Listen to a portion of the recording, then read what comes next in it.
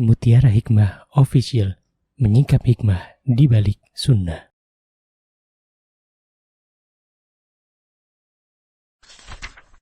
Salurkan donasi terbaik Anda untuk mendukung dakwah Mutiara Hikmah Official.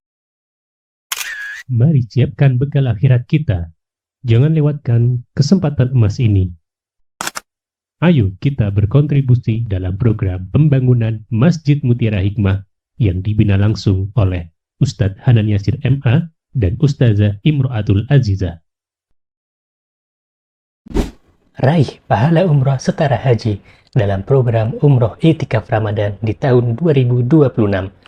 Perjalanan penuh makna, bimbingan penuh ilmu bersama Ustadz Hanan Yasir MA dan Ustazah Imro'atul Azizah. Tempat terbatas, daftarkan diri Anda sekarang juga. Jangan lewatkan sensasi umroh full faidah plus daurah fikih hijrah di bulan Syawal tahun 2026 bersama Ustadz Hanan Yasir MA dan Ustazah Imro'atul Azizah. Tempat terbatas, daftarkan diri Anda sekarang juga.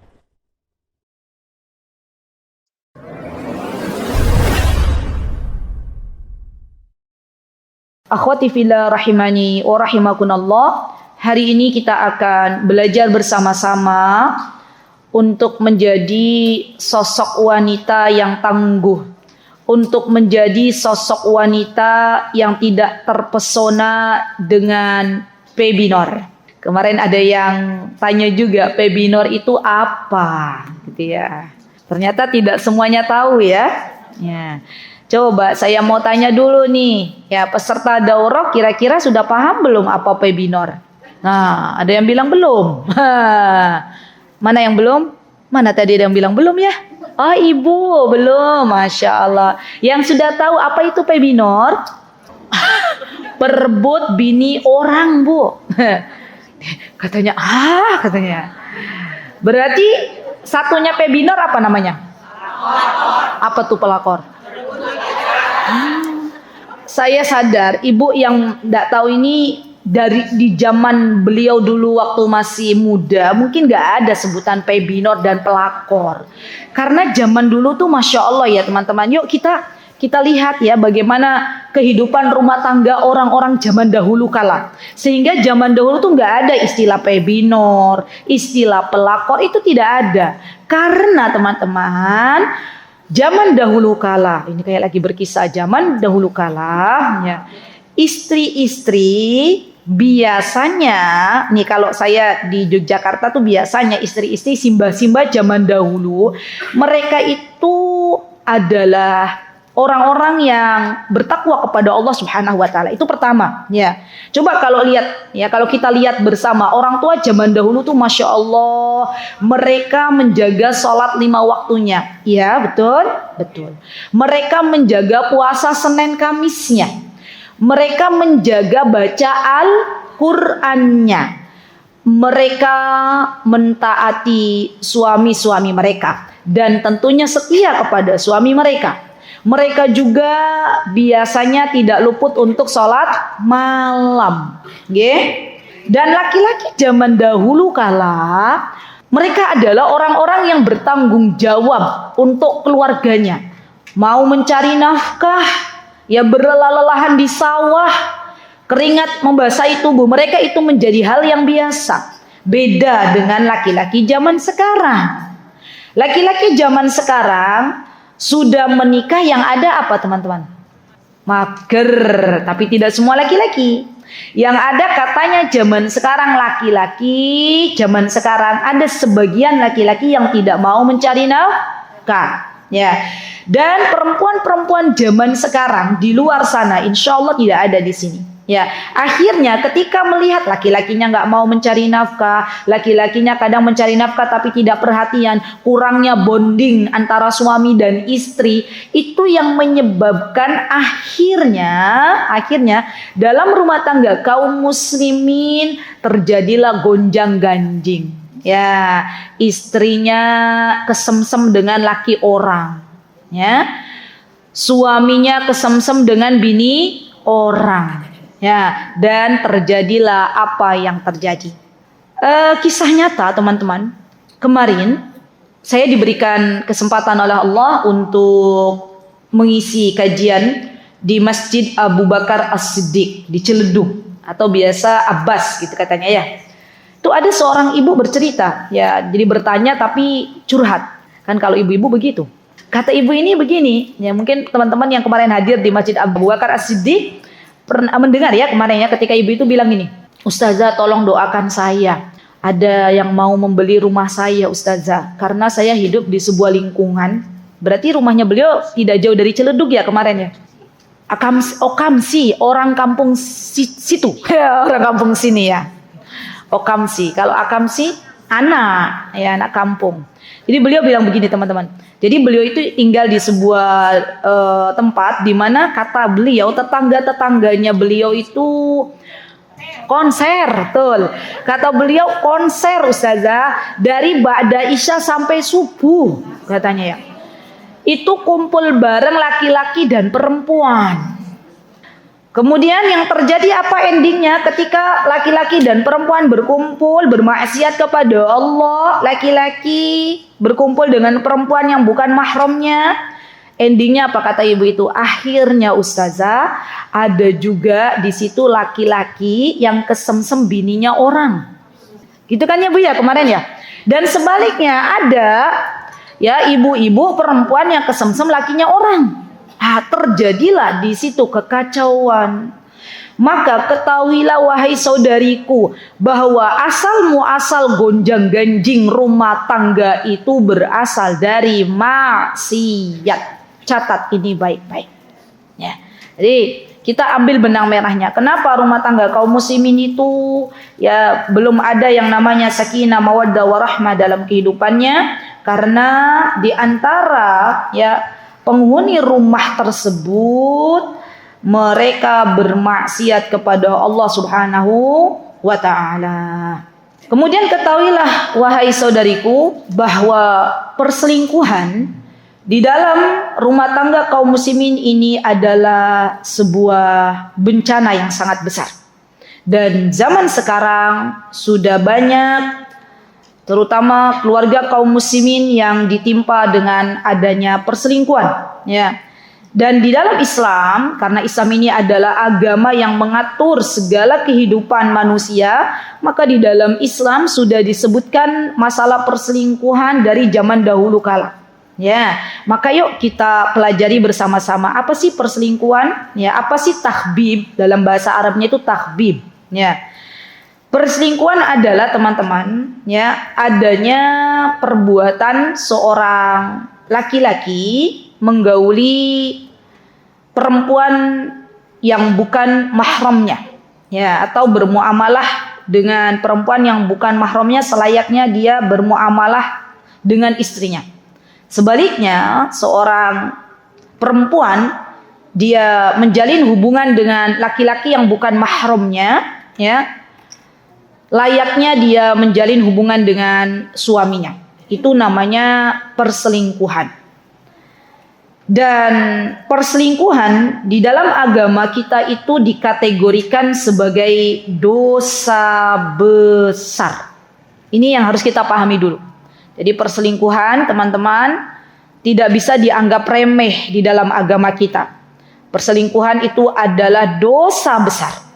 Ya, dan kita tahu dosa besar itu di antara cara menghapusnya adalah dengan bertaubat kepada Allah Subhanahu wa taala. Teman-teman, pernah dengar kalau kita berpuasa Arafah, kalau kita sholat 5 waktu, kalau kita menjaga menjaga sholat kita di antara waktu dengan waktu yang lainnya, atau teman-teman umroh itu kan ada balasannya menghapuskan dosa-dosa. Kata para ulama, dosa yang dihapus itu adalah dosa-dosa kecil. Ya, karena perselingkuhan ini adalah termasuk dalam kategori dosa besar, maka tidak ada jalan keluar ketika ia ingin diperbaiki hidupnya oleh Allah Subhanahu wa taala kecuali bertaubat dengan taubatan nasuha. Ya. Jadi ini penting ya teman-teman untuk digarisbawahi bahwa sesungguhnya perselingkuhan ini adalah sebuah dosa besar di dalam agama kita. Dan ketahuilah wahai saudariku, bahwa sesungguhnya pernikahan di dalam Islam itu adalah termasuk bagian dari ikatan yang kuat atau disebut dengan mitsaq ghalidhah. Ya, jadi ikatan yang sangat kuat. Dan seyogianya seharusnya suami istri bisa menjaga ikatan ini dengan baik sampai Allah Subhanahu wa taala kumpulkan keduanya di dalam surganya Allah Subhanahu wa taala. Jadi di antara tujuan pernikahan itu adalah berkumpul kembali di dalam surganya Allah Subhanahu wa taala. Tapi apa yang terjadi? Kalau ternyata di antara mereka, baik itu suaminya ataupun istrinya, berkhianat terhadap pernikahan itu sendiri, maka terjadilah apa yang tidak diharapkan. Terjadilah perceraian, terjadilah percecokan, dan dampak dari perceraian itu bukan hanya dirasakan oleh suami istri, tapi lebih dari itu dampaknya juga dirasakan oleh anak-anaknya. Ya, kalau orang tuanya gonjang-ganjing, orang tuanya nggak rukun, yang satu jadi pebinor, yang satu jadi pelakor, ya bagaimana anaknya? Dari mana anak itu mendapatkan keteladanan kalau bukan dari orang tuanya? Maka dari itu teman-teman, perlu kita ingat bersama ketika Allah Subhanahu wa taala telah memberikan kepada kita amanah anak, maka berhati-hatilah dalam berbuat.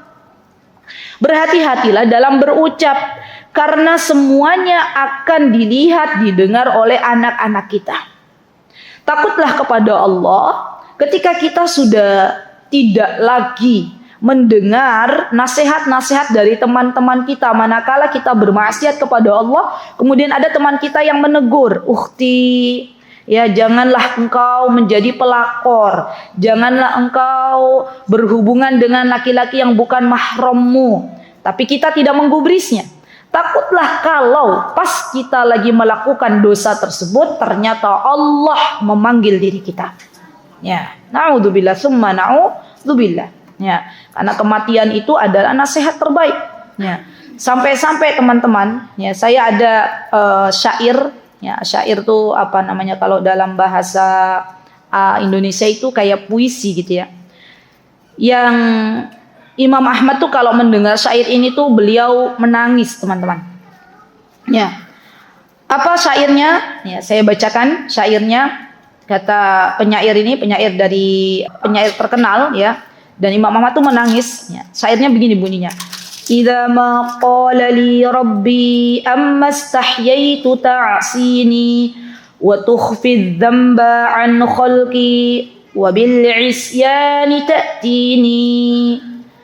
Kata penyairnya, jika Robku berkata kepadaku, kapan itu berkatanya? Pada hari kiamat nanti, di akhirat nanti. Tidakkah engkau malu bermaksiat kepadaku, kata Allah.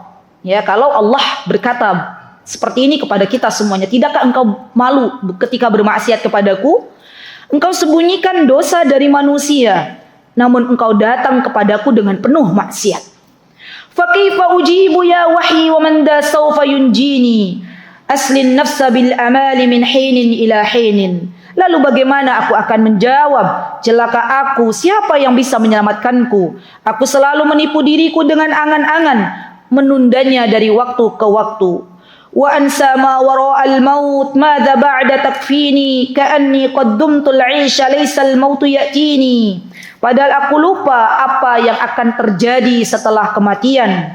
Seakan-akan aku dijamin hidup selamanya dan tidak akan mati. Waja'at sakratul mauti syadidatu man yuhayini fanuda munadi lirrahili wa qamad dam'u ya'sini. Kemudian datanglah sakaratul maut yang dahsyat. Siapa yang mampu menghindarinya? Panggilan perpisahan terdengar.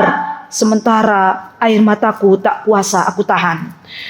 Faya rabbahu abdun taibun manda sayu'i siwa rabbi ghafurin wasi'in lil haqqi yahdini. Wahai Rabbku, hamba yang penuh dosa ini kembali bertaubat. Siapa lagi tempat berlindung selain Engkau? Allah, zat yang maha pengampun lagi maha luas rahmatnya. Jadi Imam Ahmad tuh kalau mendengar ya nasihat dari temannya membacakan syair ini tuh beliau menangis. Ya. Kata beliau, ya Allah, sekelas Imam Ahmad ya. Ya Allah, aku tuh kadang bermaksiat. Ya. Lupa bahwa engkau tuh melihat aku. Aku tuh bermaksiat, nanti bagaimana aku akan menjawab di hadapanmu di akhirat. Dan pengkhianatan, perselingkuhan itu adalah maksiat kepada Allah Subhanahu wa taala. Ya. Jadi perlu kita ingat bersama teman-teman, kita bisa selamat di dunia ini, ya kita bisa selamat tidak dimarah-marahin sama istri yang sah dari pebinor itu, ya, tapi kita tidak selamat dari Allah Subhanahu wa taala. Ya, maka jangan pernah bercita-cita ingin menjadi pelakor, teman-teman. Ya, jangan wal'iyadzubillah. Ya. Kenapa? Karena ya tadi takhbib atau perselingkuhan itu adalah bagian dari dosa besar dan sebuah pengkhianatan dalam sebuah keluarga. Baik. Bahkan disebutkan oleh Al-Asfihani rahimahullahu taala, kata beliau, al-khiyanah mukhalifatul haqq binaqdil ahdi fis sir. Khianat itu adalah melanggar hak dan merusak perjanjian secara sembunyi-sembunyi. Sebagaimana kita tahu bahwa pernikahan itu adalah perjanjian yang suci, gitu kan ya? Orang kalau nikah itu kan berarti berjanji akan setia, ya tidak akan berkhianat. Nah, khianat ini adalah melanggar perjanjian tersebut, melanggar hak-hak dari pasangan kita. Seharusnya kita bisa bersama-sama rukun dalam sebuah rumah tangga, akhirnya yang satu berkhianat dan terjadilah gonjang-ganjing dalam sebuah keluarga. Baik, bahkan Allah Subhanahu wa taala berfirman dalam surah Yusuf ayat 25. Yo, silahkan dibuka surah Yusuf ayat 25. Boleh dibuka teman-teman. Surat Yusuf ayat 25. Baik, kalau yang punya mushaf Madinah ada di halaman 238, juz 12. Ketika Allah Subhanahu wa taala berfirman, A'udzu billahi minasy syaithanir rajim. Bismillahirrahmanirrahim. واستبق الباب وقدت قميصه من دبر وألف يا سيدها لدى الباب قالت ما جزاء من أراد بأهلك سوءا من أراد بأهلك سوءا إلا أن يسجن أو عذاب أليم. Satu lagi ayat 26. Qala hiya rawadatni an nafsi wa syahida syahidun min ahliha in kana qamisuhu qudda min qubul fasadaqat wa huwa minal kadhibin. Ya, baik. Di dalam surah Yusuf ini teman-teman sedang bercerita, Allah mengisahkan kembali bagaimana keadaan seorang wanita, yaitu istrinya raja. Ya, zaman dahulu kala ada seorang wanita permaisuri, istrinya raja yang ada di Mesir sana, tergoda dengan ketampanan Yusuf alaihissalam. Ya, zaman sekarang ada nggak wanita yang tergoda dengan laki-laki? Banyak katanya ya. Jadi bukan hanya laki-laki yang tergoda dengan wanita, tapi zaman dahulu kala sampai nanti hari kiamat ada wanita-wanita yang tergoda dengan laki-laki. Maka hati-hati teman-teman, kalau ada seorang wanita sudah menggoda laki-laki, maka segala daya dan upaya pasti dikerahkan. Coba kita lihat, iya nggak teman-teman? Yang terjadi apa coba pada kisahnya Nabi Yusuf? Ada yang tahu? Betul, Nabi Yusuf alaihissalam dijebak dan difitnah. Subhanallah. Itu sekelas Nabi Yusuf diuji ya oleh Allah Subhanahu wa taala. Diuji oleh Allah dengan seorang istri raja. Dijebak dan difitnah, subhanallah, dan diajak untuk melakukan ya hubungan biologis. Tapi Allah melindungi Nabi Yusuf alaihissalam. Allah menjaga Nabi Yusuf alaihissalam. Ya, dan Allah Azza wa Jalla akhirnya membuka aib istrinya raja ini bahwa sesungguhnya dialah yang pertama kali menggoda Nabi Yusuf alaihissalam. Ya, berarti kan kalau zaman sekarang ada nggak kira-kira teman-teman seorang wanita ya pelakor pengen ya menikahi atau pengen bermain-main dengan lakinya orang, kemudian laki-laki itu dijebak dan difitnah. Ada kira-kira? Banyak katanya. Tadi banyak ya. Iya, ada. Ya enggak? Dan biasanya yang lebih agresif siapa? Perempuan. Betul. Zaman dulu juga begitu. Ya. Ya kan zaman dulu juga perempuan. Bahkan itu punya apa? Punya kekuasaan. Istrinya raja. Sampai akhirnya Nabi Yusuf alaihissalam dipenjara. Ya. Dan Allah Subhanahu wa taala memperlihatkan siapa yang benar dalam kasus ini. Ya. Allah Subhanahu wa taala akhirnya endingnya dari kisahnya Nabi Yusuf alaihissalam ya memberitahukan halayak ramai bahwa istrinya raja yang salah, bukan Nabi Yusuf alaihissalam. Itu Allah lah yang memberitahukan. Coba kalau zaman sekarang, ya zaman sekarang ada perempuan yang memfitnah laki-laki. Oh, dia nih yang pernah melakukan hubungan tidak baik dengan saya, difitnah gitu ya. Terus maju ke hakim, hakimnya disogok. Ya, hakimnya dia kasih uang. Ya, berarti yang menang dalam kasus ini siapa? Perempuan atau laki-laki? Perempuan. Karena kita berada di sebuah zaman yang sangat mengerikan. Ya, jadi dari pelajaran itu teman-teman kita bisa ambil pelajaran bahwa sesungguhnya pengkhianatan itu sudah ada dari zaman dahulu.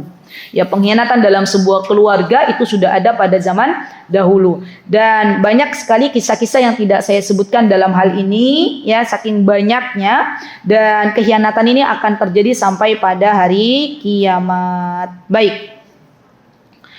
Kemudian teman-teman, Mujahid bin Jabr al-Makki ya, beliau mengatakan dalam kitab Makarimul Akhlaq, kata beliau, al-makru wal khadi'ah wal khiyana finnar walaysa min akhlaqil mu'min. Kata beliau, orang-orang yang hobinya berkhianat, seorang istri yang berkhianat kepada suaminya, seorang suami yang berkhianat kepada istrinya, itu kata beliau itu kalau dia tidak mendapatkan ampunan dari Allah Subhanahu wa taala, tidak bertaubat kepada Allah Subhanahu wa taala, maka ya di antara tempat yang layak untuknya adalah di neraka, kata beliau ya. Tapi kita akidah Ahlussunnah wal Jamaah tetap kita mengatakan bahwa dosa besar ini tidak menjadikan seseorang ya tetap berada di neraka. Kalau dia bertaubat sebelum meninggal dunia dan Allah ampuni, maka berhak untuknya menempati surganya Allah Subhanahu wa taala. Tapi pertanyaannya, jangan main-main dengan dosa besar. Ya, jangan sampai kita mengatakan, nanti kan bertaubat, nggak apa-apa deh aku lakukan dosa besar. Iya, kalau masih dikasih waktu hidup. Kalau masih dikasih waktu bertaubat. Kalau seandainya lagi melakukan dosa besar kemudian langsung diwafatkan oleh Allah, artinya kita belum meminta ampun kepada Allah Subhanahu wa taala. Begitu ya. Baik. Kemudian di dalam Islam juga teman-teman ya, disebutkan oleh Nabi kita Muhammad sallallahu alaihi wasallam adanya larangan untuk berdusta. Ya, ini kan terjadi asal muasal kekacauan dalam rumah tangga itu biasanya salah satu di antara pasangan itu saling menutup-nutupi gitu loh. Ya. Sampai ada kisah, ini kisah nyata ya. Seorang ibu yang punya suami, kisahnya ya. Kemudian suaminya kecantol dengan perempuan lain, ya. Ini musibah, kita baca doa teman-teman. Alhamdulillahilladzi afani mimma ibtalaha bihi wa faddalani ala katsirin mimman khalaqa tafdila. Baru ketahuan ya suaminya berselingkuh dengan perempuan lain, ya entahlah siapa yang mendahului, apakah perempuannya yang menggoda suaminya atau suaminya yang tergoda dengan perempuan. Itu baru ketahuan setelah mereka menjalin hubungan 20 tahun. Kenapa kok bisa baru ketahuan? Karena suaminya selalu berdusta. Ya. Dan kebalikannya, ada juga seorang perempuan yang dia melakukan hubungan tidak senonoh, ya tidak baik dengan laki-laki lain. Dan ketahuan itu 10 tahun. Ya itu ada. Saya pernah memberikan materi kajian di salah satu kecamatan di Jawa Tengah. Ya, kemudian panitia kajiannya itu mewanti-wanti saya, Ustazah, minta tolong sampaikan kepada jamaah, ya jamaah yang ada di sini, tolong jaga diri baik-baik. Loh, kenapa Bu?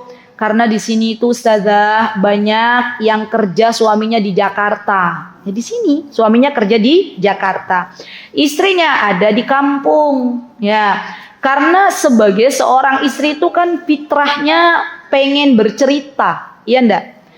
Istri itu diantara kebutuhan dasarnya itu pengen didengarkan, pengen mendapatkan perhatian. Karena suaminya sibuk bekerja, tidak ada perhatian kepada istrinya. Yang ada dia hanya mengirimkan uang dan uang, padahal itu adalah itu hanya sebagian kebutuhan saja. Di antara kebutuhannya masih ada lagi, yaitu diberikan perhatian, ya didengarkan. Dan itu seorang istri tidak mendapatkan itu. Akhirnya apa? Ya di desa itu akhirnya banyak sekali perempuan-perempuan waliyadzubillah yang selingkuh dengan tetangganya sendiri. Ya, ini real kisah nyata teman-teman. Maka dari itu subhanallah, di dalam Islam sebenarnya sudah diatur teman-teman. Yang namanya pernikahan, yang namanya pernikahan itu idealnya itu seorang laki-laki, seorang suami bersama istrinya bareng kemanapun. Itu idealnya. Jadi dalam Islam tuh idealnya nggak ada yang namanya LDM-an.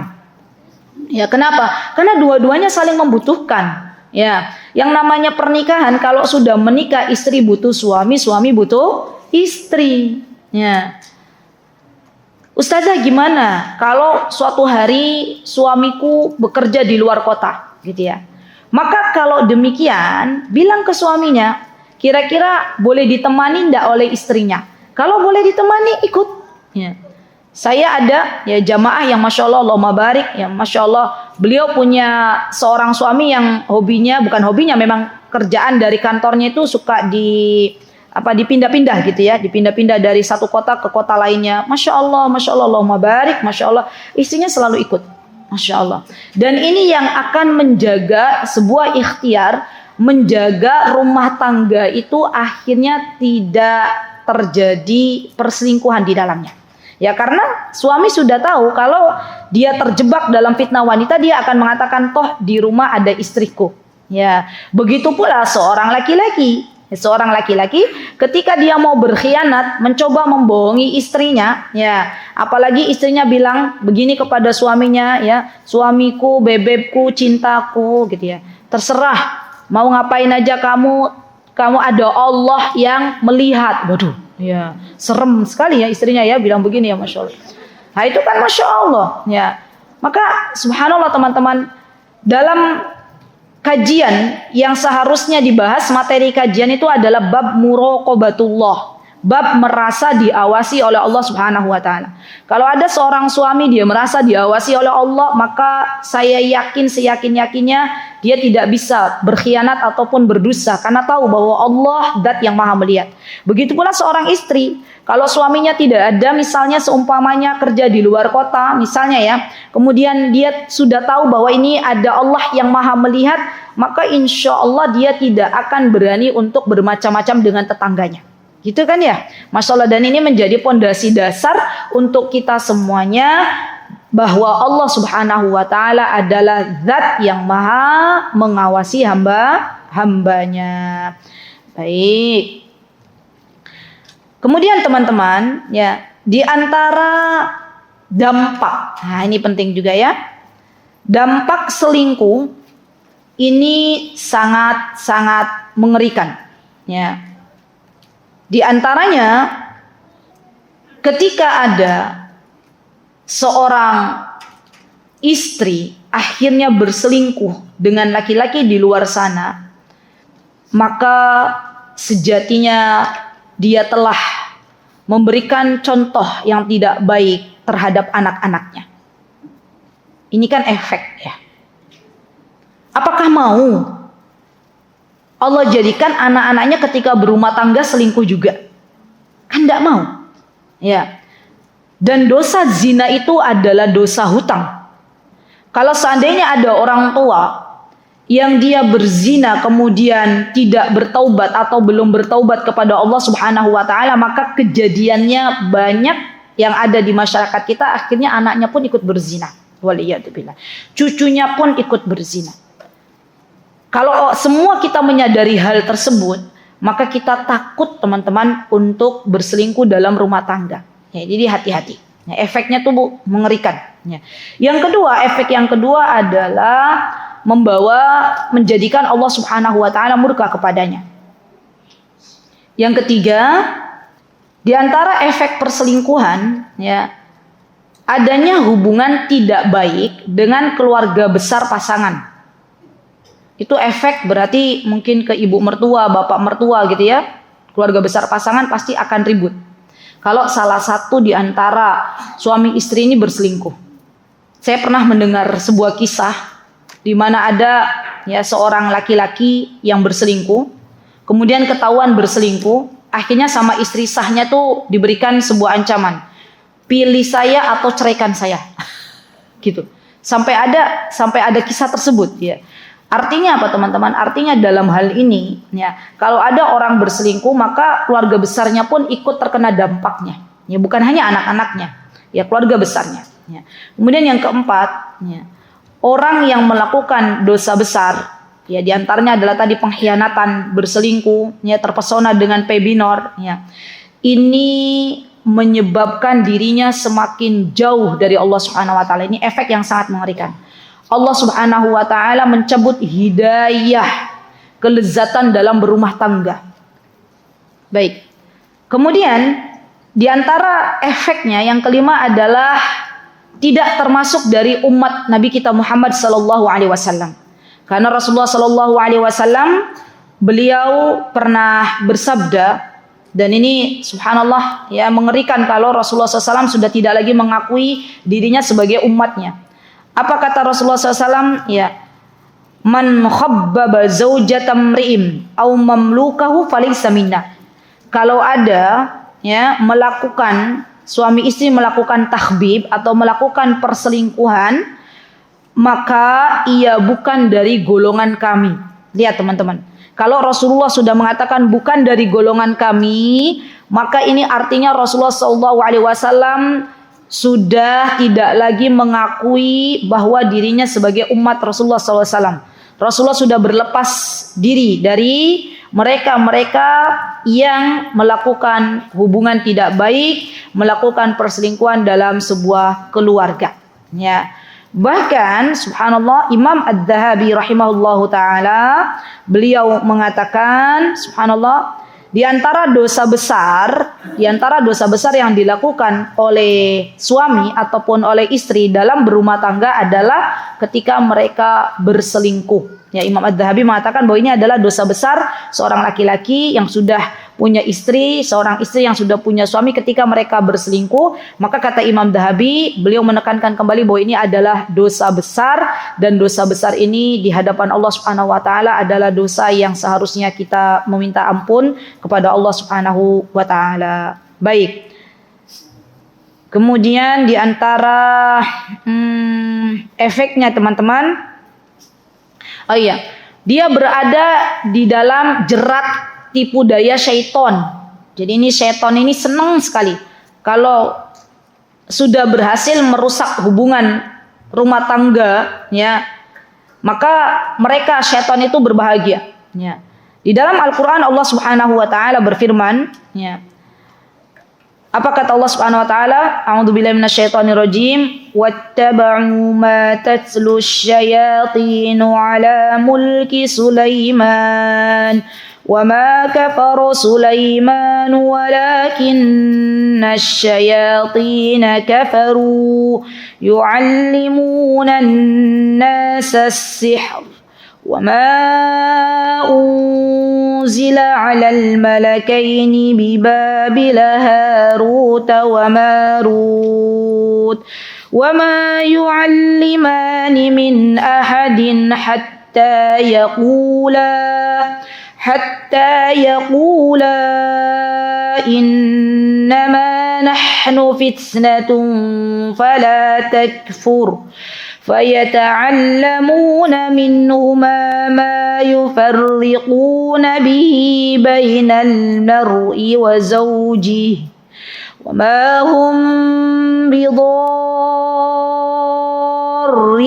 به من أحد إلا بإذن الله ويتعلمون ما يضرهم ولا ينفعهم ولقد علموا لمن اشتراه ما له في الآخرة من خلاق ولبئس ما شروا به أنفسهم لو كانوا يعلمون.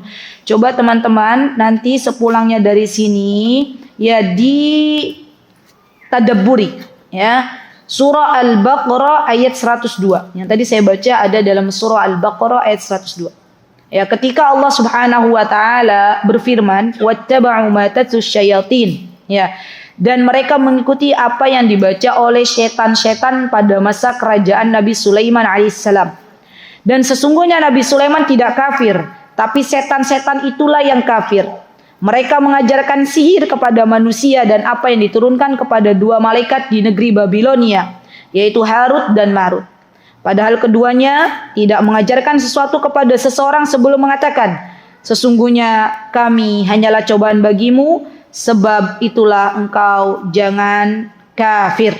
Ya, jadi teman-teman kembali lagi bahwa di antara efek ketika ada orang ya dia berkhianat dalam rumah tangga itu biasanya sarana yang digunakan adalah sihir.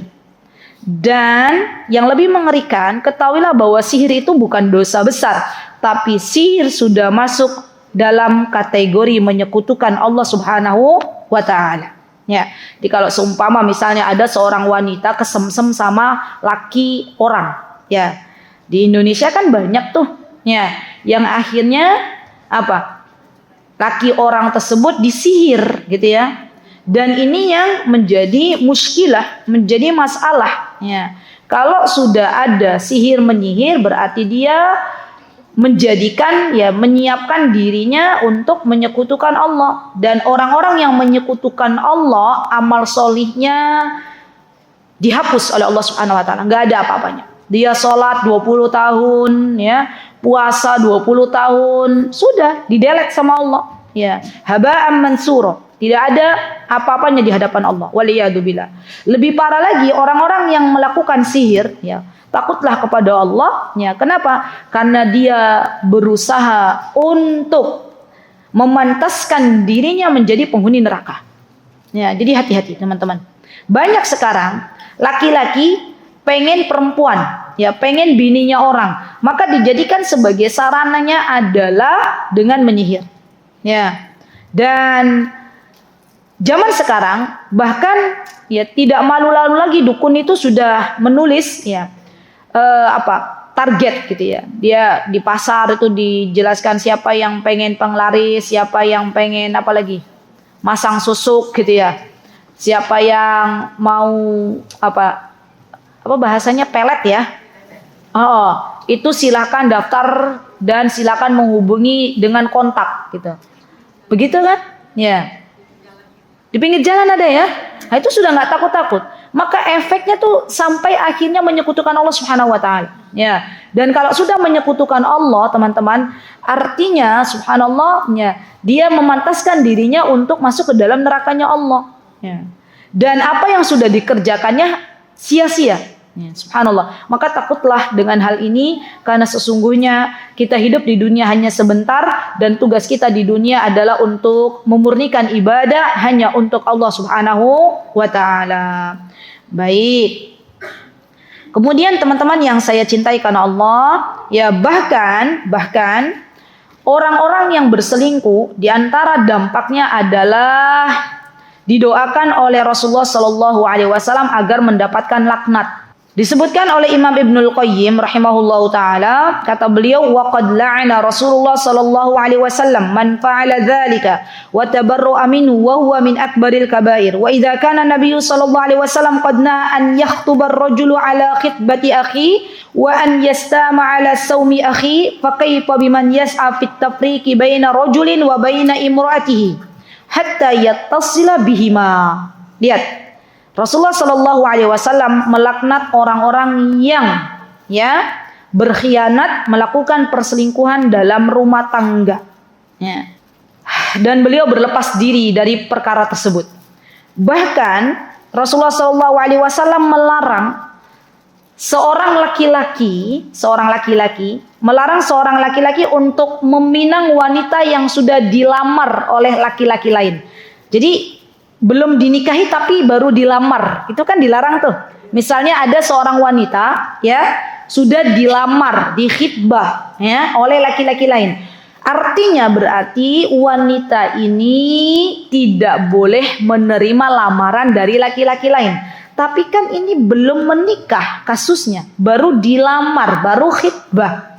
Itu saja dilarang. Bagaimana dengan seorang laki-laki, seorang perempuan yang merebut istri atau suami orang yang sudah menikah? Ini lebih parah dari hanya sekedar laki-laki yang menikahi perempuan yang sudah dilamar. Jadi Imam Ibnul Qayyim mau menjelaskan bahwa Rasulullah SAW itu melarang para laki-laki untuk menikahi seorang wanita yang sudah dilamar. Apalagi seorang laki-laki berusaha merebut bininya orang, atau seorang wanita berusaha merebut lakinya orang. Ini adalah sesuatu yang dilarang oleh Nabi kita Muhammad Sallallahu Alaihi Wasallam. Baik. Bahkan teman-teman yang lebih mengerikan lagi, Rasulullah SAW pernah mengatakan, la yadkhulul jannata, ini ngeri lagi nih, khibba wala bakhilun wala sayyul malak. Kata Rasulullah SAW, tidak akan masuk surga orang yang dia melakukan takhbih, melakukan perselingkuhan. Ini dampak yang mengerikan. Padahal tujuan utama kita menjadi hambanya Allah itu agar bisa masuk surga. Ini dilarang untuk masuk surganya Allah Subhanahu wa taala. Sampaikan kepada perempuan-perempuan di luar sana yang dia terpesona dengan lakinya orang, ketahuilah bahwa kalau tujuan hidup dia untuk masuk surga, tinggalkan kemaksiatan segera. Karena apa? Karena kita semuanya berdoa dan berharap kepada Allah selama ini untuk bisa masuk surganya Allah Subhanahu wa taala. Jangan sampai karena dosa perselingkuhan ini akhirnya Allah Subhanahu wa taala tidak memasukkan kita ke dalam surganya. Ya Allah, ya mengerikan. Baik. Kemudian di sini teman-teman, orang-orang yang berselingkuh itu dikategorikan sebagai orang yang fasik. Ini dampaknya mengerikan lagi ya. Dan ketahuilah bahwa iblis, syaitan dari kalangan iblis. Jadi iblis itu ini teman-teman, kalau kita pelajari, ada jin, ada syaitan, ada iblis. Nah iblis ini ketuanya syaitan. Jin itu ada yang muslim, ada yang kafir, sama seperti manusia. Jin ada nggak ustazah yang menuntut ilmu? Ada. Jin ada nggak ustazah yang sholat? Ada. Jin dari kalangan jin, iblis atau syaitan itu adalah dari kalangan jin yang berkhianat kepada Allah. Jadi dia tidak beriman kepada Allah, selalu menggoda anak Bani Adam, itu namanya iblis. Jadi iblis ini ketuanya. Iblis teman-teman, di antara tugas terbesar di dalam tugas mereka itu adalah untuk memporak-porandakan hubungan suami istri. Maka ketika seorang laki-laki tidak menjadi suami yang baik dalam keluarganya, atau seorang istri tidak menjadi istri yang baik di dalam keluarganya, maka di antara efeknya adalah dia masuk dalam jerat atau bisikan iblis terus. Iblis akan mengompor-ngompori, setelah dia bermaksiat, setelah dia berselingkuh, maka akan ada lagi jebakan-jebakan selanjutnya. Baik. Sekarang kita sudah belajar apa itu perselingkuhan, apa itu takhbib, dan bagaimana efeknya. Setelahnya kita belajar apa sih penyebab ya yang mengantarkan itu semua sehingga akhirnya banyak ya rumah tangga kaum muslimin hancur di tengah jalan. Di antaranya teman-teman, di antara penyebabnya adalah kurangnya seorang suami atau istri dalam menjaga hak dan kewajiban masing-masing. Di antara penyebabnya itu, di antaranya. Ya. Jadi misalnya nih, seorang istri punya peran untuk menjadi istri yang salihah. Kalau dipanggil oleh suaminya langsung mendekat. Kalau suaminya melarang sesuatu selagi larangan itu tidak melanggar syariat, maka harus dipenuhi. Banyak nggak sekarang dari kalangan wanita yang tidak patuh kepada suaminya? Banyak. Ya. Banyak nggak seorang wanita yang suaminya meminta untuk tinggal di rumah tapi dia tetap keluyuran bersama besti-bestinya? Ada nggak wanita yang suaminya sedang tidak ada di rumah kemudian dia berkhianat dengan laki-laki lain? Ada? Banyak lagi jawabannya.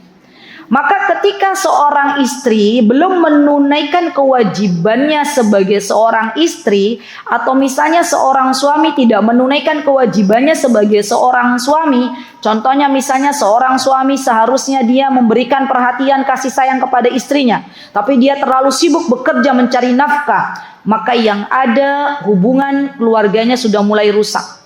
Ya, anaknya merasa kehilangan, ya, tidak lagi mendapatkan ya rasa sayang dari ayahnya, tidak lagi mendapatkan perhatian dari ayahnya, istrinya juga sama, ya tidak mendapatkan kasih sayang dari suaminya, dan akhirnya endingnya istrinya yang menulis pesan kepada lawan jenisnya lewat sosial media. Itu kan yang banyak terjadi, curhat. Ya, dari curhat itu terjadilah perselingkuhan.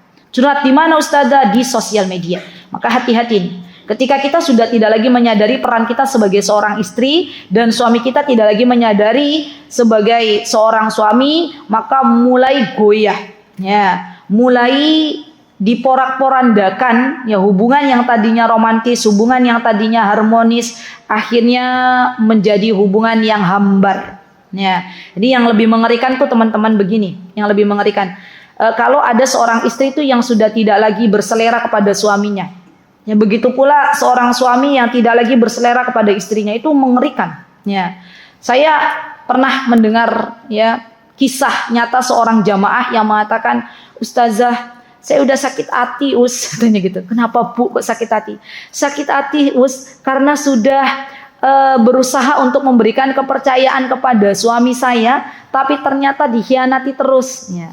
Akhirnya saya sudah kehilangan rasa kepada suami, katanya gitu ya. Itu ada seorang perempuan yang begitu. Ya, mungkin laki-laki juga begitu. Ada ya, sekarang para bapak-bapak lagi dikasih nasihat sama Ustaz Hanan. Ya, betul. Ada seorang laki-laki yang sudah tidak lagi memiliki rasa kepada istrinya. Ya, bisa jadi seorang istri yang berselingkuh, kemudian ketahuan, ya, bertaubat, ya, kemudian dia berjanji kepada suaminya tidak ada lagi perselingkuhan di antara dia dan mantannya misalnya, ya, tapi ternyata berselingkuh lagi, akhirnya suaminya mengatakan saya nggak punya rasa. Itu ada, ya, itu lebih mengerikan lagi tuh.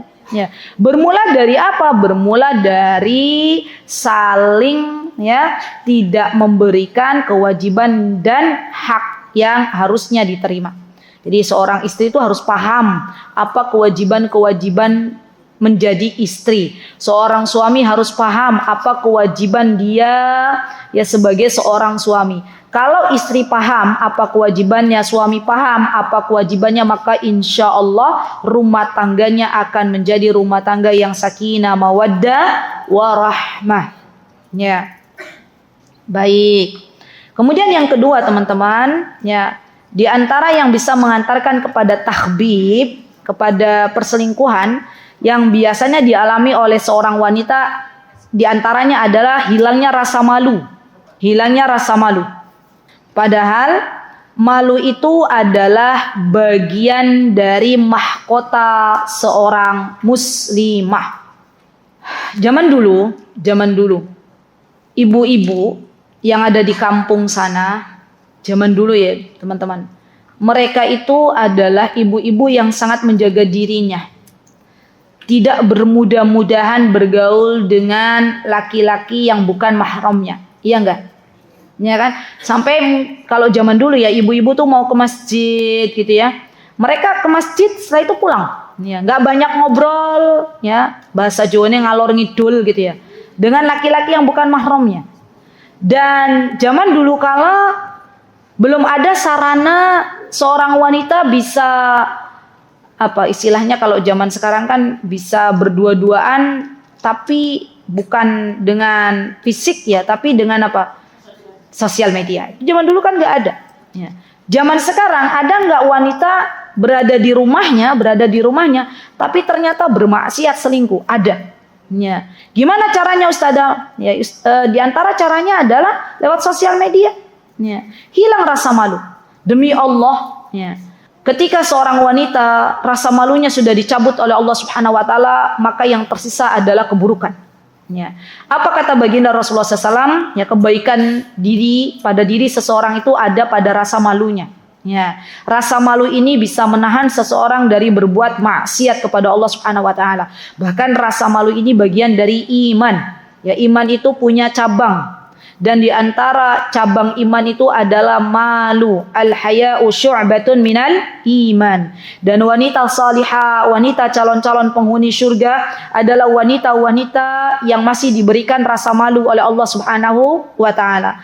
Maka wahai saudariku, mari kita kembali kepada Allah Subhanahu wa taala, senantiasa berdoa kepada Allah semoga rasa malu ini tidak dicabut oleh Allah Subhanahu wa taala. Wanita-wanita yang sudah dicabut rasa malunya, dia tidak malu-malu lagi untuk merebut laki orang, walaupun itu sudah diketahui oleh halayak ramai, sudah dinasehati tapi dia kekeh tetap mengatakan tidak apa-apa.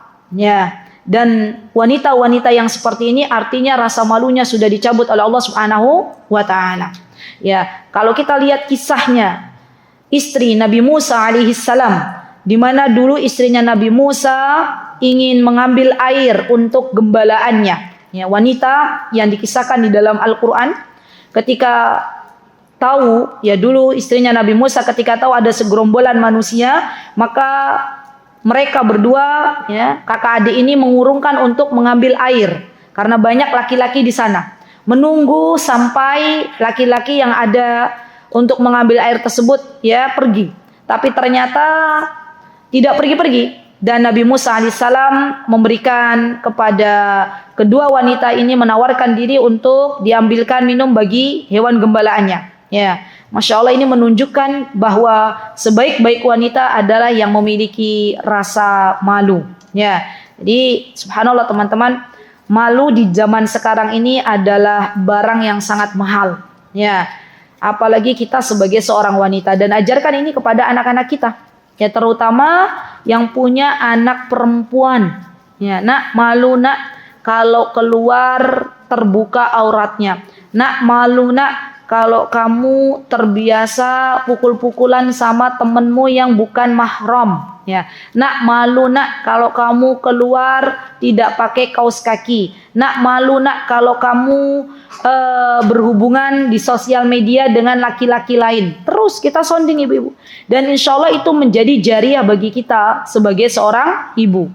Karena banyak anak-anak perempuan zaman sekarang yang dia seolah-olah baik di hadapan ibunya. Dan ini saya pernah mendapati anak seperti ini. Dia baik di hadapan ibunya, nurut, manut, bahasa Jogjane apa?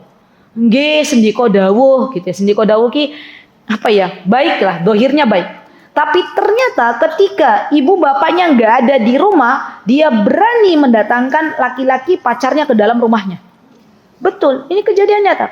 Kenapa? Karena orang tuanya lupa mensonding anaknya, lupa memberitahukan anaknya bahwa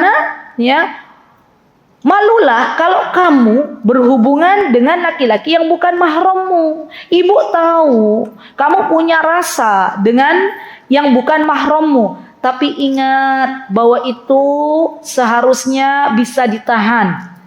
Ya, dan berdoalah kepada Allah, semoga Allah Azza wa Jalla berikan engkau suami yang saleh. Ya, dan ini banyak sekali ya teman-teman. Kemudian di antara pemicu ya terjadinya perselingkuhan setelah tidak adanya rasa malu teman-teman, adanya pihak ketiga.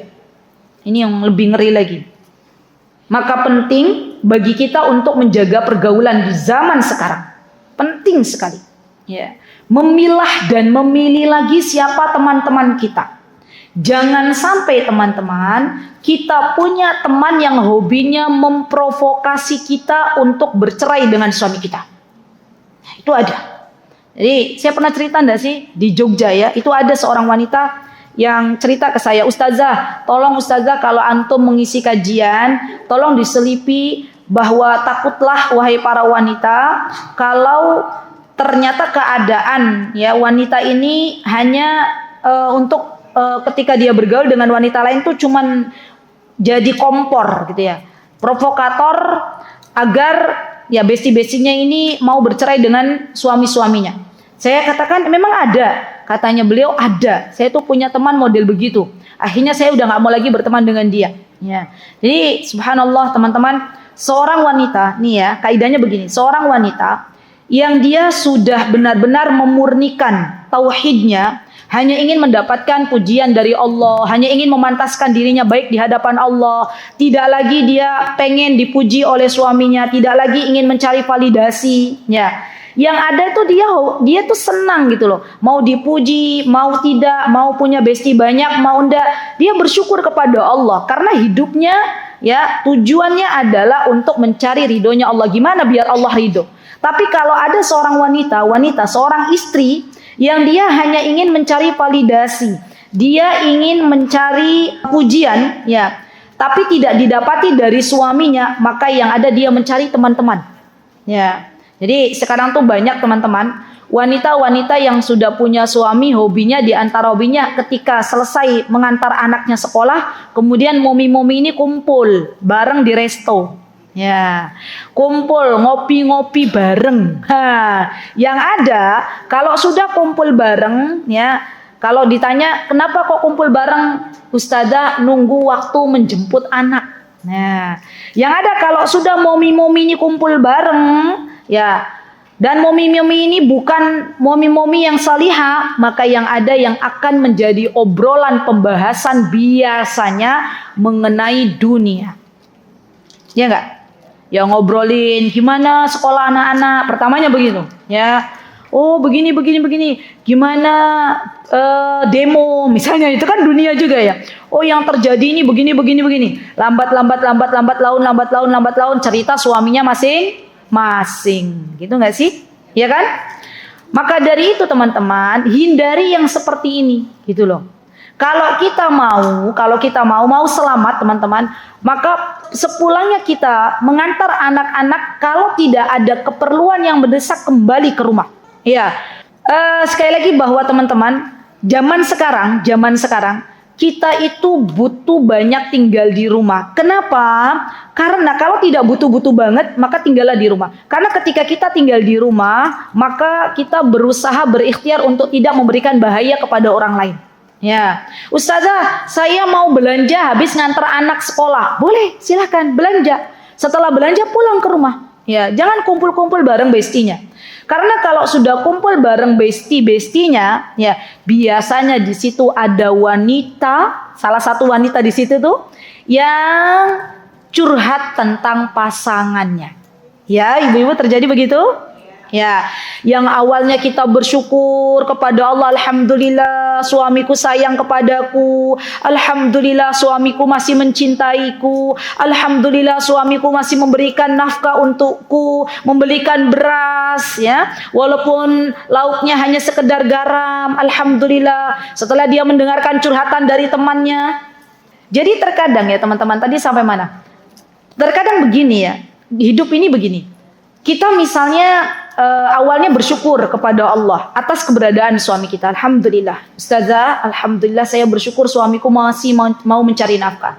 Kemudian dia berkumpul bersama besti-bestinya. Ya, bestinya bilang, alhamdulillah kemarin baru dibelikan tas termahal oleh suamiku. Ya, suamiku habis dari luar negeri pulang-pulang bawa tas ya dari luar negeri. Kata bestinya, cerita. Kemarin habis liburan kemana, gitu ya? Beli ini.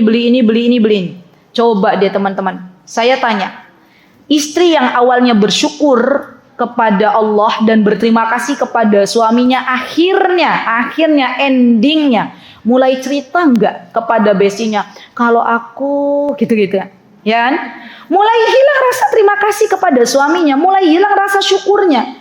Dia membanding-bandingkan suaminya dengan suami bestinya. Enak banget ya suami bestiku, mau apa aja ya istrinya dikasih. Mau jalan-jalan ada uang, mau makan enak ada uang. Sedangkan suamiku hanya bisa membelikan beras untukku, gitu kan? Ya.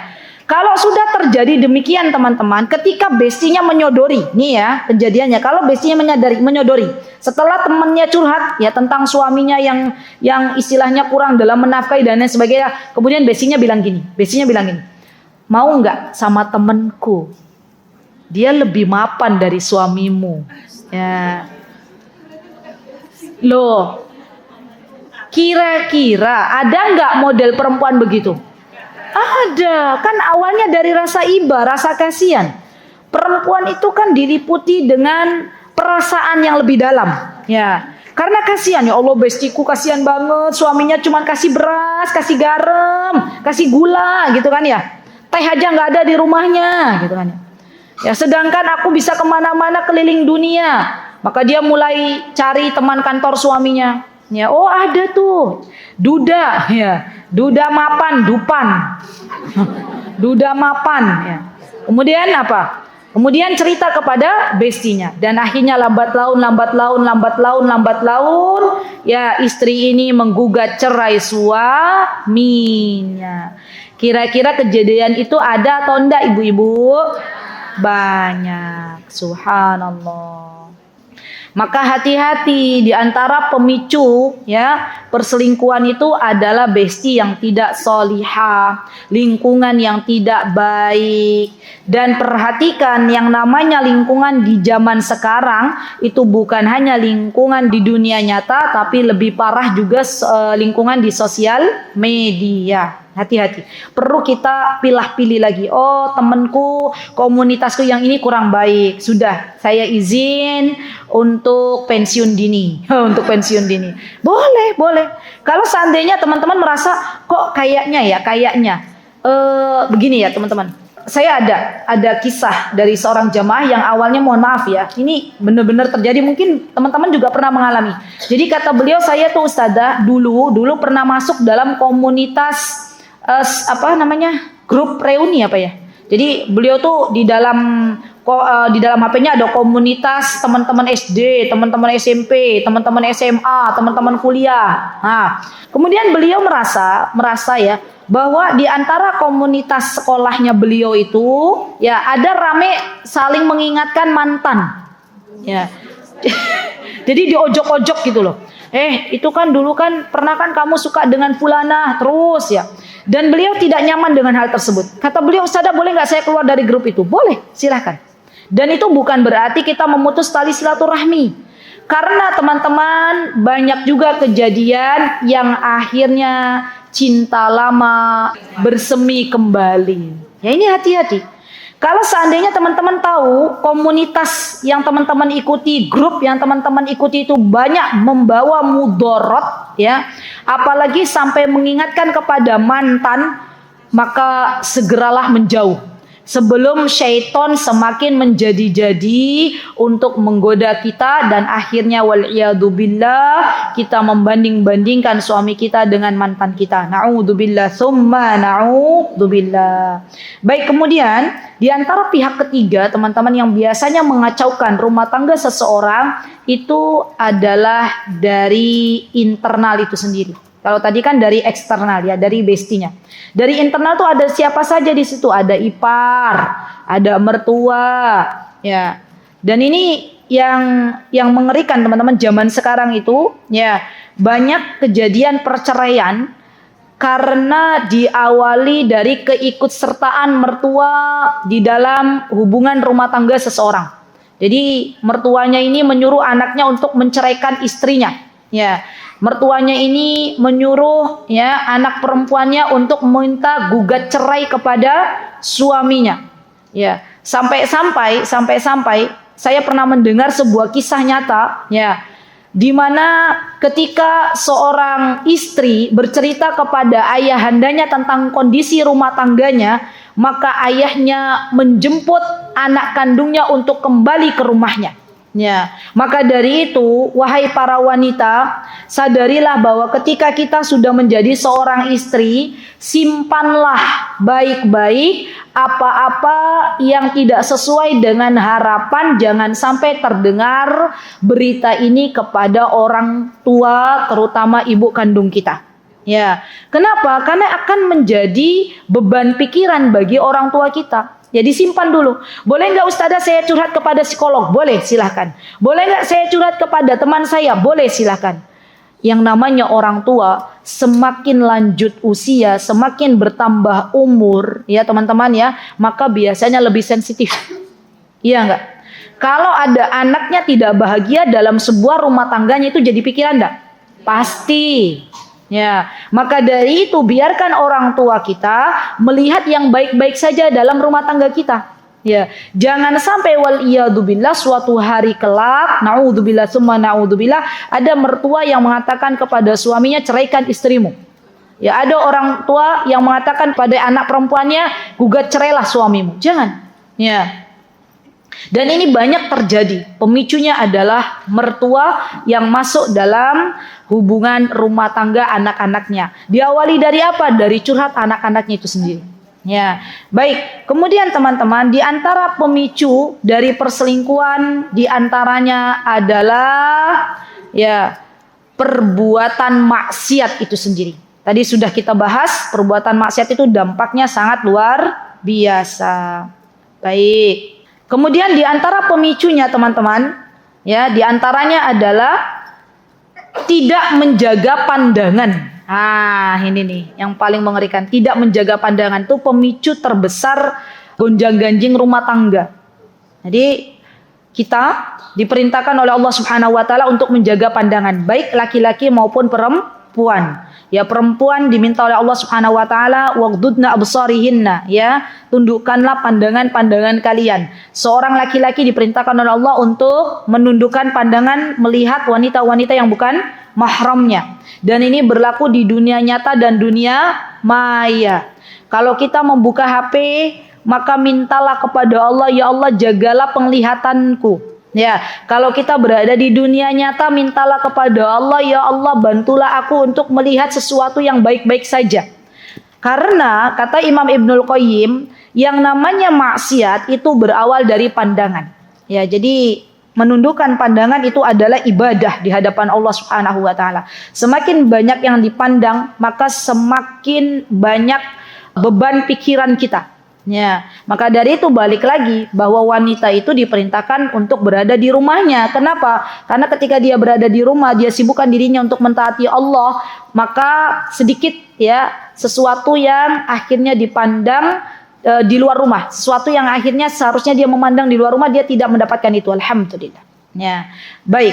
Kemudian di antara pemicunya teman-teman, ya, seorang wanita tidak bisa menjaga dirinya untuk tidak berkomunikasi ya secukupnya dengan lawan jenis. Ya, jadi di antara pemicu kenapa banyak wanita-wanita yang akhirnya selingkuh itu karena dia tidak bisa menjaga dirinya ya untuk tidak chat-chatan, tidak menulis pesan kepada lawan jenis. Hati-hati, ini perangkap syaitan. Ya.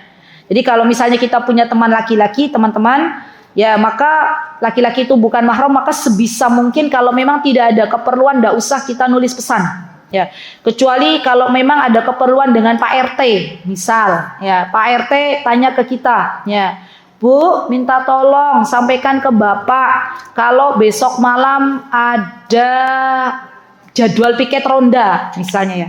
Nggak tahu kalau di Jakarta masih ada nggak ya? Ada satpam ya, itu kalau di perumahan. Kalau di Jogja masih ada piket ronda. Ya. Maka kalau kita di chat atau dapat pesan dari Pak RT, maka kita jawab baik Pak, terima kasih, sudah cukup. Jangan sampai kita curhat ke Pak RT, ya.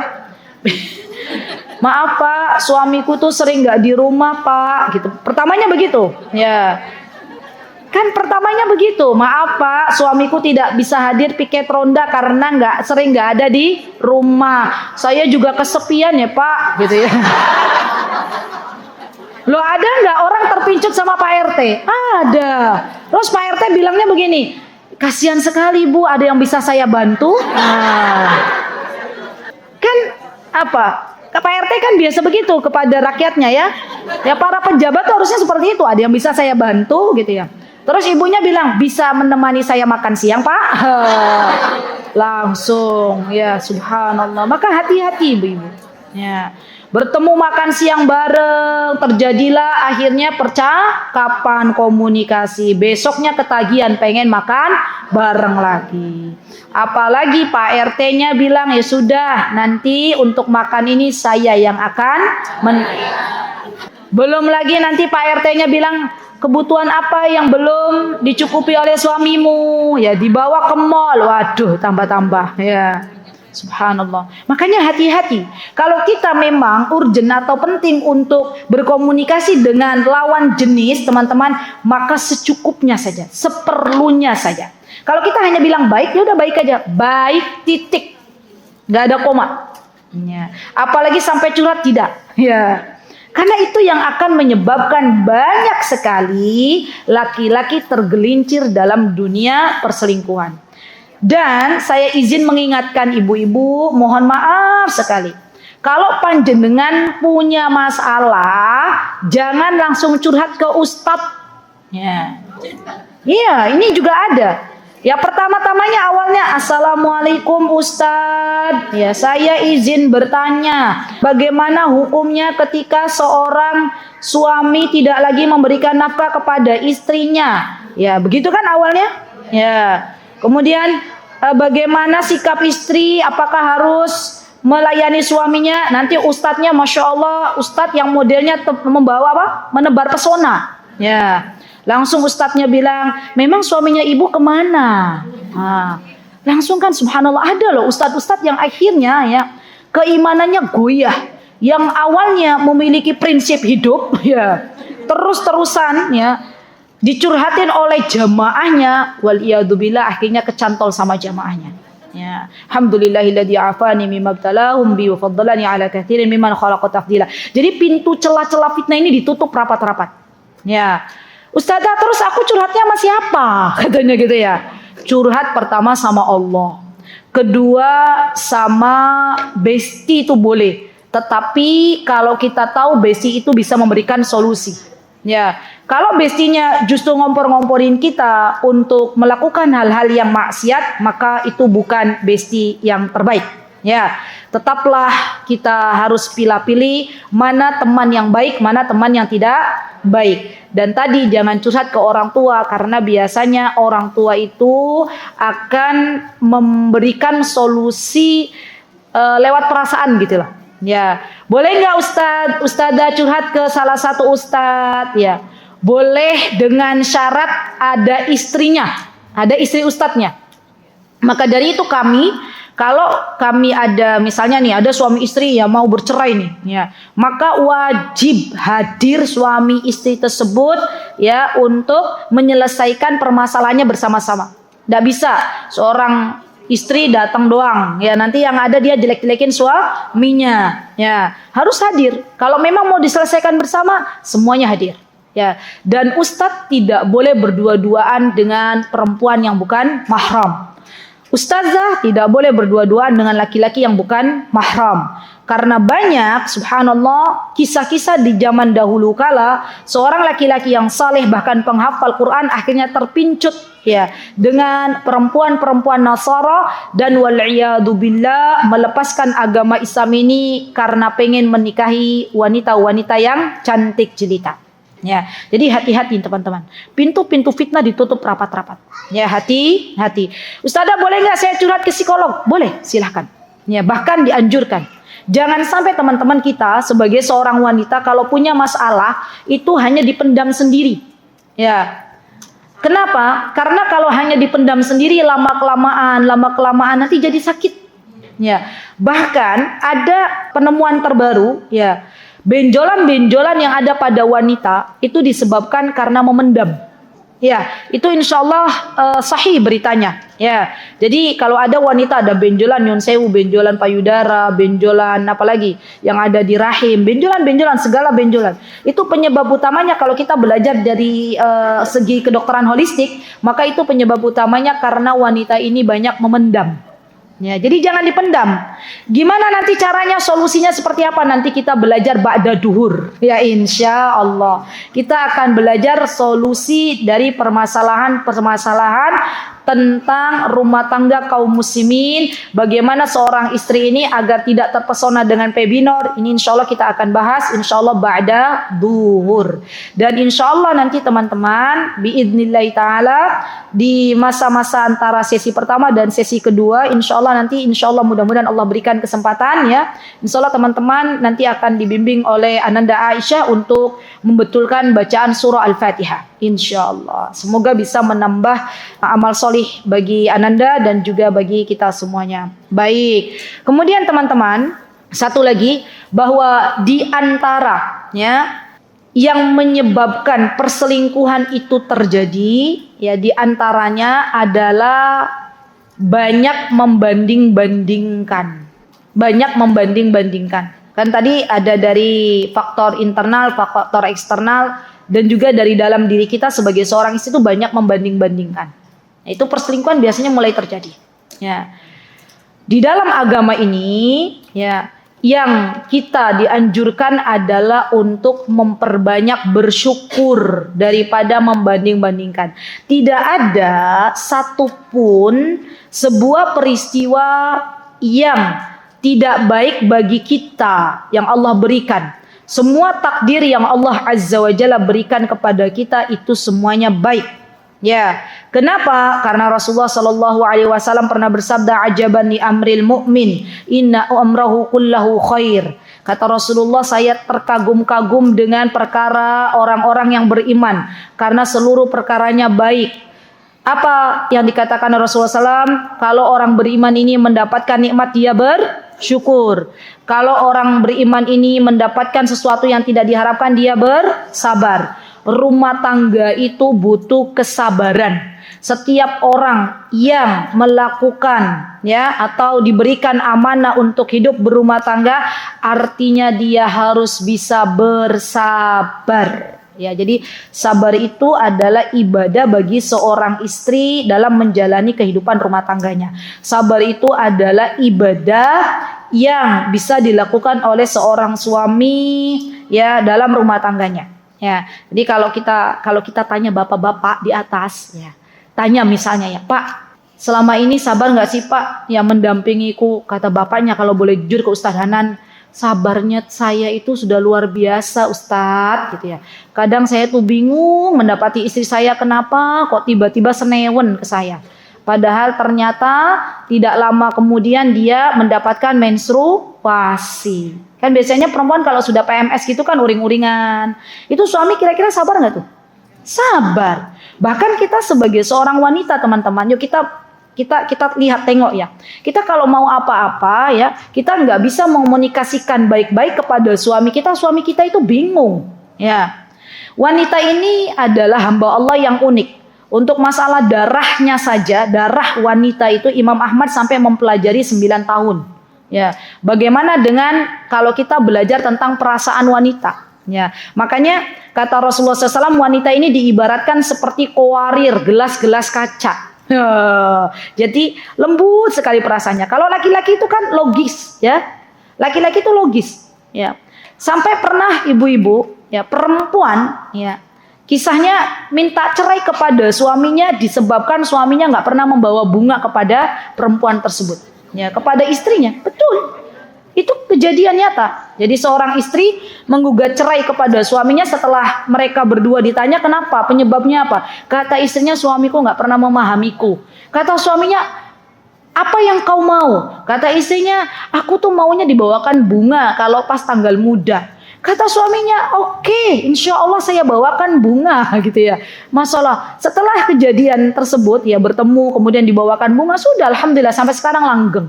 Ya. Jadi kadang teman-teman ya perlu kita pahami bersama bahwa yang namanya laki-laki itu nggak bisa pakai kode-kodean. Kalau kita ada apa-apa kita komunikasikan dengan baik. Karena kalau kita nggak bisa mengomunikasikan dengan baik, memendam ya apa yang kita rasakan, lambat laun, dor. Ya.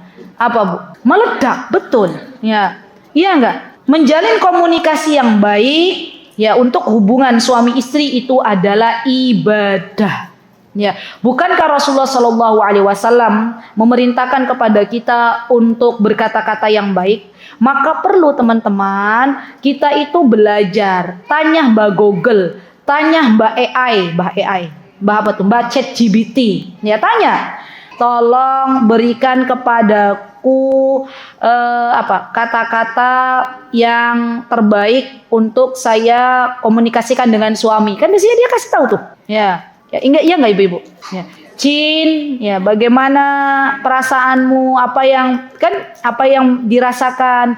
Laki-laki itu kan paling suka ya, kalau dari luar rumah itu paling suka itu dipijitin, paling suka itu dikasih minuman kesukaannya. Dan laki-laki itu paling anti kalau datang dari luar kemudian kita tanya-tanya di berondong gitu loh. Ya, dari mana aja gitu ya. Pulang larut malam, ya. Sama siapa tadi jalan? Wah, itu udah. Suaminya udah nggak betah di rumah. Ya, seorang ustadz pernah beliau menyampaikan ceramahnya, kata beliau bahkan ada seorang suami yang dia itu pulang ke rumah nunggu anak-anaknya tidur. Ya, ketika ditanya oleh ustadz itu, kenapa kamu kok kalau pulang ke rumah nunggu anak-anakmu tidur? Karena ustadz saya nggak tega sama anak-anak. Setiap kali saya pulang saya bertengkar sama istri saya. Loh kenapa kok bisa bertengkar sama istrimu? Istriku itu tipe orang yang suka berondong, ya, yang suka nanyanya kayak penyidik gitu ya. Dari mana, sama siapa jalan, tadi makan siang sama siapa, di kantor sama siapa aja, ngapain aja terus, ya. Dan suami itu tidak mau dibegitukan. Ya, seorang laki-laki itu nggak butuh dengan itu. Seorang laki-laki itu butuh itu ditanya, gimana Cin? Ya, apa yang bisa saya berikan? Mau minum kopi? Mau minum rempah? Atau mau dipijitin? Nah, itu Masya Allah. Jadi menjalin komunikasi teman-teman dengan pasangan kita itu adalah ibadah. Dan banyak rumah tangga yang akhirnya berantakan di tengah jalan, di antaranya penyebabnya adalah kurang terjalinnya komunikasi yang baik dengan suami istri. Dan ini menjadi tugas kita bersama, bagaimana kita memahami laki-laki, dan tugasnya bapak-bapak bagaimana memahami perempuan dan kata-kata apa yang semestinya kita berikan kepada mereka, karena kita tahu bersama bahwa apa-apa yang bisa menjadikan rumah tangga kaum muslimin itu bersatu, wasilahnya itu semuanya adalah ibadah. Ya, semoga Allah Subhanahu wa taala memberikan kepada kita keluarga yang sakinah, mawaddah, warahmah. Semoga Allah Subhanahu wa taala menjauhkan kita semuanya dari perempuan-perempuan yang tidak baik. Semoga Allah Subhanahu wa taala menjauhkan kita dari laki-laki yang tidak baik. Semoga Allah Subhanahu wa taala memberikan kepada wanita-wanita yang hobinya merebut laki orang kesempatan untuk bertaubat. Semoga Allah Subhanahu wa taala memberikan hidayah untuk para laki-laki yang hobinya merebut bini orang untuk segera bertaubat, dan semoga kita dijauhkan dari jerat-jerat syaitan yang selalu mengintai rumah tangga kaum muslimin. Kemudian kita berdoa semoga Allah Subhanahu wa taala satukan keluarga besar kita sampai nanti bisa masuk bersama-sama ke dalam jannahnya. Amin Allahumma amin. Rabbana hab lana min azwajina wa dzurriyyatina qurrata a'yun waj'alna lil muttaqina imama. Allahumma inna na'udzubika min kulli su'in wa makruh. Allahumma inna na'udzubika minas sihr. Allahumma inna na'udzubika minal 'ain. Allahumma ihfadna min baini aydina wa min khalfina wa an yaminina wa an shimalina wa min fawqina wa na'udzu bi'azamatika an nughtala min tahtina. Aqulu qawli hadha wa astaghfirullah li wa lakum wa akhiru da'wana alhamdulillahi rabbil alamin. Insyaallah nanti kita sambung di sesi kedua teman-teman. Sesi kedua adalah solusi dari permasalahan atau akar masalahnya. Semoga kita bisa bertemu kembali di sesi kedua. Barakallahu fiikunna jami'an. Aqulu qouli hadza wa astaghfirullah li wa lakum wa akhiru da'wana alhamdulillahi rabbil alamin. Wassalamualaikum warahmatullahi wabarakatuh. Mutiara Hikmah Official, menyingkap hikmah di balik sunnah.